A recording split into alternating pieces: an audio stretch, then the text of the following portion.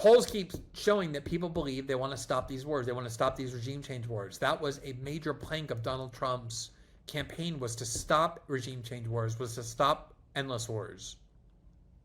And now we're right back in them. Marco Rubio has been obsessed with having the U.S. change the regimes of Cuba and Venezuela for decades. And now he just has a new word that nobody asked for. Glenn Greenwald just ripped Donald Trump for going full neocon, being won over by the absurd, monstrous ideas of Marco Rubio and Lindsey Graham over real heroes like Rand Paul and Thomas Massie. And in this clip, he gets into why Trump has abandoned the America First ideology through bombing Yemen for a month, continuing the blockade there, arming Ukraine endlessly, it seems, bankrolling a genocide in Gaza, creating a new war against Iran, flirting with regime change in Venezuela, and oh yeah, having a $40 billion bailout in Argentina. So let's just get right into it. Please like the video and subscribe to the channel. I think we have to be a little bit careful not to exonerate Trump by always formulating this as Marco Rubio is pushing him, or the Israel lobby is pushing him, or Trump is a big boy, and this is his second term as president. Trump is not dumb. He's not an intellect. He's not the most eloquent speaker, but he's definitely not dumb. I do think he was ignorant of the ways of Washington when he first got there, which makes sense.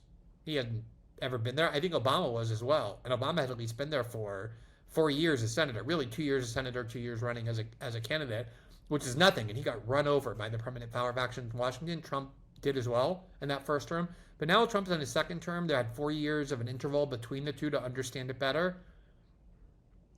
I think Trump understands these issues. I think he's very much in control. I do think he's influenced for sure by the advisors he chooses to trust. At the end of the day, we have to, though, give Trump either the credit or the criticism for the decisions he makes.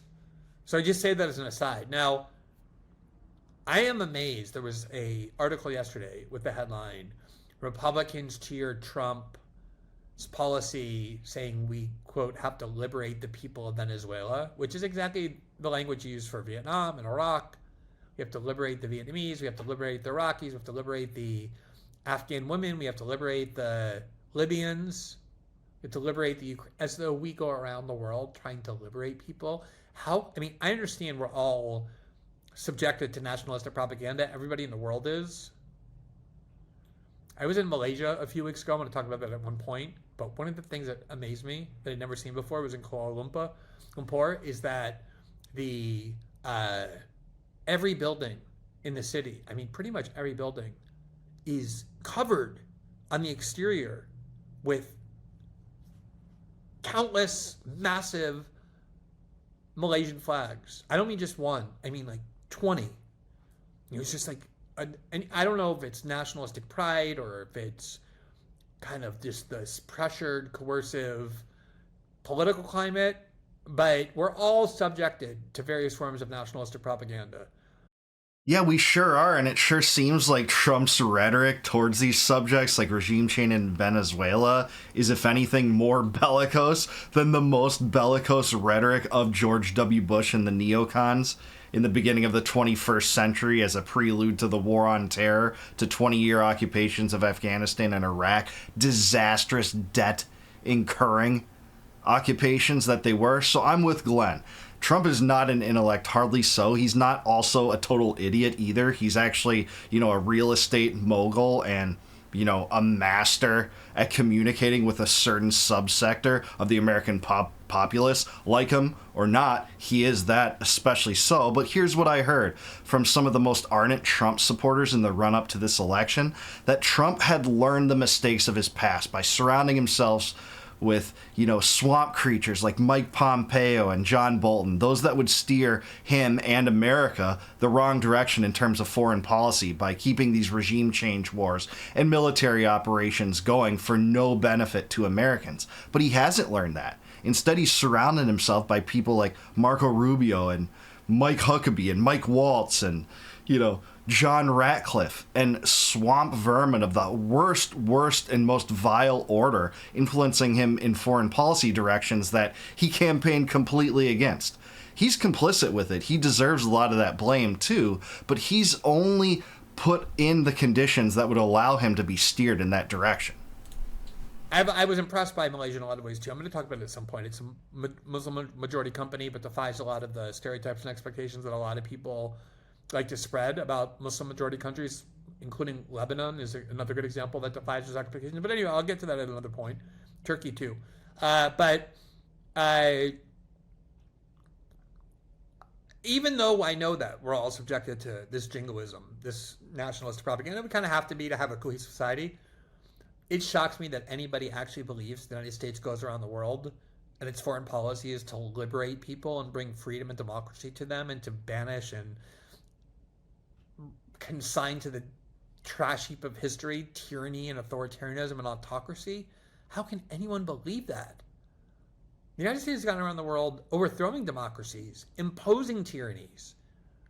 Yeah, I mean, 2014, that's what the United States did in Ukraine, overthrowing the democratically elected Yanukovych government to insert a regime that was more bellicose toward Russia. That was exactly what was at play there. And to prove that, we have recorded conversations between Victoria Nuland and Jeffrey Piot, the ambassador at the time, demonstrating that they were talking about who needed to be part of this provisional government going forward such that the foundations could be laid for a proxy war against Russia. That's exactly what's happened here. And Glenn's exactly right. The United States supports very totalitarian regimes. Saudi Arabia, it's not the most totalitarian regime in the world, but the United States is actively taking place in a starvation blockade of Yemen that's already led to 500,000 deaths by some conservative estimates there, and bombed it, continuously for a full month back in March when Trump condemned Biden for ramping up bombing there. Just last year, he gets into office, does the same thing. It's just neocon empire-building foreign policy. This is exactly right. They always say it's for democracy, it's to liberate people, but it's not for that. It's to wash wealth out of the middle class and send it to the bomb makers, send it to the military-industrial complex and the board of Lockheed Martin and Raytheon. Let's just be real about that. We've always supported and continue to support many of the world's most savage dictatorial regimes. We only care about one thing: is the government of the country a government that serves our interests? And if it is, we like them regardless of whether they're tyrannies or democracies. And if they don't, we hate them regardless of their tyrannies or democracies. I'm going to push back a little bit about that. The U.S. government does that, whether it serves the benefit of that government, of the regime, not the American populace. And I think Glenn would agree with this 100%.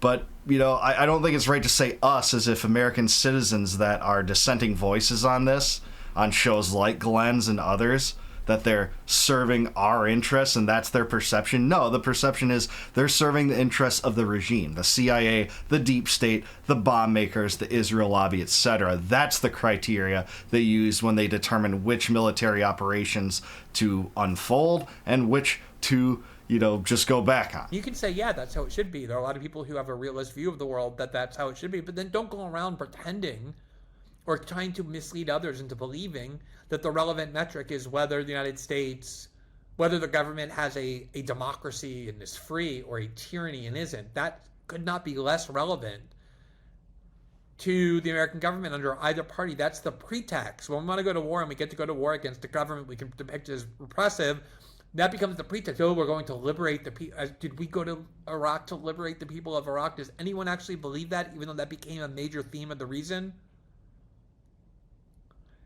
And I've talked about before, I grew up in South Florida. There was a big Cuban community, even when I was growing up, in the 70s and 80s. And that has now morphed into a big Venezuelan community. And it's kind of, metastasized throughout the state, but it's not quite as concentrated in Miami as it once was, but still is. Marco Rubio is a politician from Florida, from South Florida in particular. His family are Cubans. They came and immigrated to the United States from Cuba, and he was born shortly thereafter. And like huge numbers of people, I would say definitely the majority, people who emigrate to the United States from the Caribbean or Latin America remain focused on the region. Just like people who are inculcated from birth to love Israel remain focused on Israel, It's a common attribute of human beings. And they don't just remain focused on it for themselves. They want the United States government to, in their view, fix whatever's wrong with those countries that they still love and have loyalty to. Marco Rubio has been obsessed with having the U.S. change the regimes of Cuba and Venezuela for decades. Yeah, he sure has. He's been a big supporter of those ideas and very supportive of Trump and his administration's attempt to do that in 2019 when it sent Juan Guaido, the opposition leader too, in Venezuela to try to topple that government, cite that, hey, Maduro is actually illegitimate. We're going to take over this government because the U.S. recognizes the opposition leader as the real leader of Venezuela. Rubio's wanted that forever, and Glenn is right. This is just embroiling the United States in backward regime change operations and entangling alliances that are never beneficial. And it's not liberation. That's just part of the propaganda. And look, when it comes to Venezuela, it just seems like the regime is throwing, 3 or 4 different reasonings for floating the idea of regime change there right now. They're throwing spaghetti at the wall and seeing what sticks. I've heard, it's narco-terrorism. They're sending drugs into the United States, even though no fentanyl comes into the United States from Venezuela, and basically no cocaine comes into the United States from Venezuela. They're saying, Venezuela has connections to Hezbollah, when Hezbollah doesn't threaten the United States. It's of no threat to the United States. And even that being the case, it seems like the evidence for that is specious at best. And now it's a humanitarian thing. You need to liberate the Venezuelan people. There's just 3 or 4 things that they're going to successively, I should say, because Americans aren't buying it, and rightly so. We've been through Iraq. If you're of my age, you've been through the worst of this propaganda and how it's just bitten America in the back so many times. Do you think it's a coincidence that Marco Rubio wants the U.S. government to change the government of Cuba, and that he happens to have this family who came from Cuba? The Cuban community in Miami, when I was growing up, huge numbers of them didn't speak English because even though some of them were citizens of the United States, they always saw themselves as temporarily here. They saw themselves as Cuban, wanting to go back to Cuba as soon as the U.S. got rid of Castro for them. That's why they didn't learn English. They didn't. Also, it was because it was a very large, insulated community, so they didn't really need to learn English. Their kids mostly learned English and assimilated, but they didn't. And that mindset persists to today. It's just such a bizarre movement that calls itself America First, and yet there's so many people in it who continue to say we have to go fix these countries, liberate these countries. On top of that, the pretext is so laughable. There's fentanyl coming from Venezuela. There is no fentanyl coming from Venezuela. Even the drugs that pass through Venezuela, it's a small percentage of the drugs that enter the United States. This is not why we're going to fix the government of Venezuela. Yeah, that's exactly right. If you're calling this America First, and Trump's going to be up there saying make America great again and focus on America first and foremost, putting all other considerations below that one, and then favoring these policies and the bailout in Argentina and fund Ukraine and Israel endlessly and continue this starvation blockade in Yemen, it's just too glaring and too hypocritical. Even big amounts of Trump's base is seeing through that. The same way that they saw through it when they said, drain the swamp and we have to get at the elites, make them pay for covering up their crimes while you're going to cover up a giant sex trafficking operation, a child sex trafficking operation that was part of a blackmail operation, probably on the part of the foreign government of Israel. You're going to cover that up and still say drain the swamp? It's just become a meme, and that's why Make America Great Again and America First are becoming a meme. It's really Marjorie Taylor Greene and Rand Paul and Thomas Massie that are representing that idea, not Donald Trump. The United States had a very close ally in Colombia for decades, right-wing allies, and it never stopped the flow of drugs from Colombia to the United States. You cannot defeat militarily the flow of drugs, the demand for drugs, the supply of drugs. It's too profitable. It's too easy. We've been waging this war on drugs, like the war on terror, for many decades. It's destroyed civil liberties. It's led to massive increases in law enforcement, federal law enforcement, and there is no interruption in the flow of drugs. The way you defeat drugs is on the supply end. By creating a society where people don't need drugs, by giving counseling and resources to people who are suffering from addiction. Yeah, whatever you have to say about the drug war, you can pretty much declare the drugs the winner of that war between the United States government and drugs. We've seen what happens when prohibition happens. It doesn't work. It's why the 20s unfolded the way that they did. And the federal government still tried to poison alcohol reserves. They did poison alcohol reserves. It led to something like 10,000 deaths of the government poisoning Americans during Prohibition just to keep the hard line on this drug war going. Well, the same thing plays out when it comes to all other drugs. And it seems to me when, states like Oregon and Washington and California stood up and said, we've had enough. We're not allowing you to enforce marijuana prohibition within our own borders. And the feds haven't tried to roll in the tanks and enforce that, despite saying that it's still illegal. Well, the same is true about the rest of the drug war. It hasn't worked for the United States to wage this war for the same reason that it didn't work when the United States waged a war against terror. These are wars versus abstractions. It's, a victimless crime. You could be, I guess, committing a crime against yourself, but if you have self-ownership, you're allowed to do that. There's plenty of laws on the books when it comes to endangering children and, forsaking your family and negligence and things like that don't involve criminalizing, victimless activity. It just is so backward, and it never pays to enforce this nonsense. I think the bigger question is not where drugs come from, but why are there so many people in the United States who need drugs, who depend on drugs, who want drugs, who have become addicts? Why are there so many overdose deaths? Yes, part of it is fentanyl, but that has nothing to do with Venezuela. That is the bullshit pretext. That's the WMD of Venezuela. Yeah. The real reason is because it has a leader that doesn't do our bidding, and because they have a lot of oil and they're geostrategically important. We want to control the country by overthrowing the leader and putting a puppet regime. We've tried that forever in so many countries. It doesn't work. And it's not just that it doesn't work. It's that in many ways is what has destroyed the United States. It's why all our resources go to our military. It's why we constantly fight endless wars. And I will just end it on this note, which is that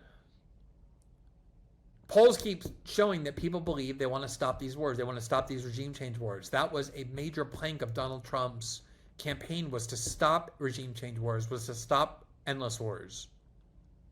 And now we're right back in them. In 10 months, Trump bombed Yemen. He bombed Iran. He's funding and fueling the war in Israel. Hopefully that has stopped, but he's, of course, still going to fund and arm Israel. He's funding still the war in Ukraine, drawing down on the congressional authorization from last year with billions of dollars in arms to Ukraine, trying to end the war, but no one's forcing him to continue to arm Ukraine. Yeah, I mean, I'm with Glenn on this. He's being even more charitable toward Trump when it comes to Ukraine than I would be. I don't think he's particularly trying to end that war. He could just withdraw all aid and intelligence, declare categorically Ukraine won't be part of NATO, leave it to the Europeans if they want to deal with that, but he's not willing to do that. But Glenn overall is totally right here. What they want is the oil reserves.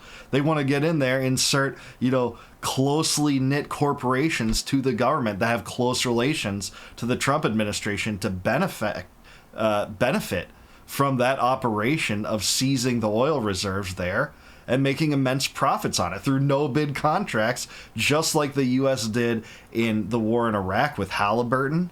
This is how they operate. No competition. Just use centrally planned economic schemes in tandem with centrally planned military schemes, with empire building schemes. That's what they want to do there. And he's right.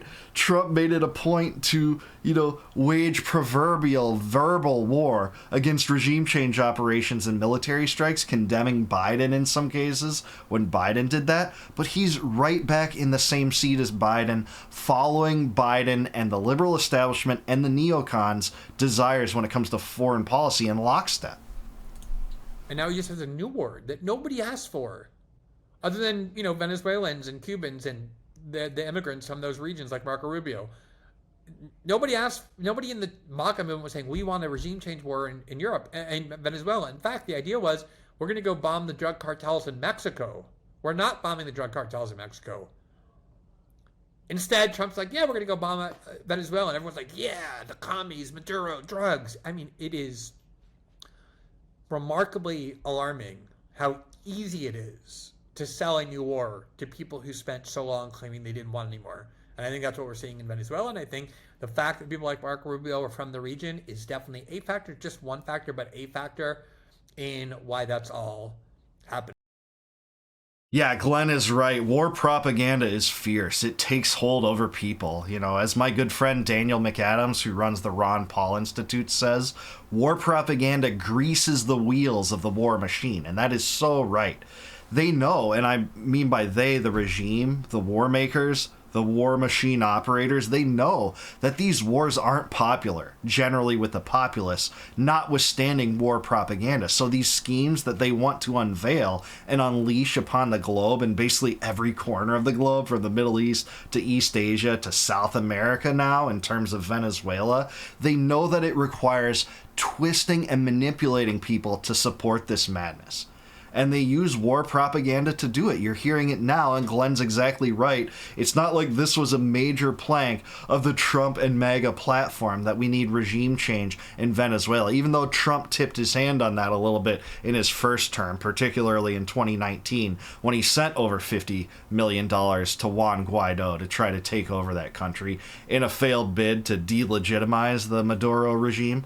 That didn't work, so it's back on the table again. And after all, you know, the rhetoric that Trump had learned from his mistakes in the first administration, never to surround yourself with people like Bolton and Pompeo, he did that exact thing with Marco Rubio. And that's what we're paying for right now. Americans on all sides are paying for it. And if you bought into this mantra but are defending Trump now, if you're a Trump fan that doubles down in support of this, saying it's unmanifested genius, it's 4D chess to own the libs somehow, just these absurd pretzel twisting explanations for why Trump is doing this, I think you're just flat out wrong. I think it's wrong-headed, and it certainly isn't America first. So look, like I said, this is too glaring and too hypocritical to just dismiss. This is neocon foreign policy to a T, indistinguishable, and in some ways more verbally bellicose than the worst pro-war rhetoric and propaganda of the George Bush administration. That's just what we're getting now. Let's just call a spade and admit it.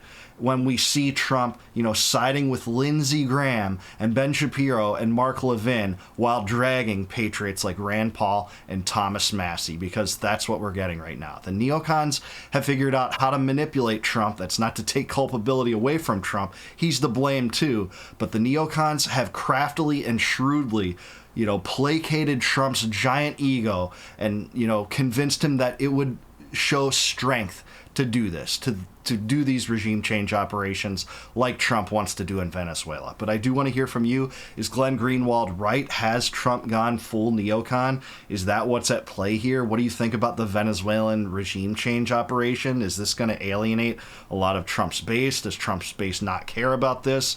Compared to, say, the Epstein scandal? Let me know in the comments down below. Please like this video, subscribe to the channel. Also subscribe to Glenn Greenwald. He's awesome. I really like this segment and this discussion that he had on his channel.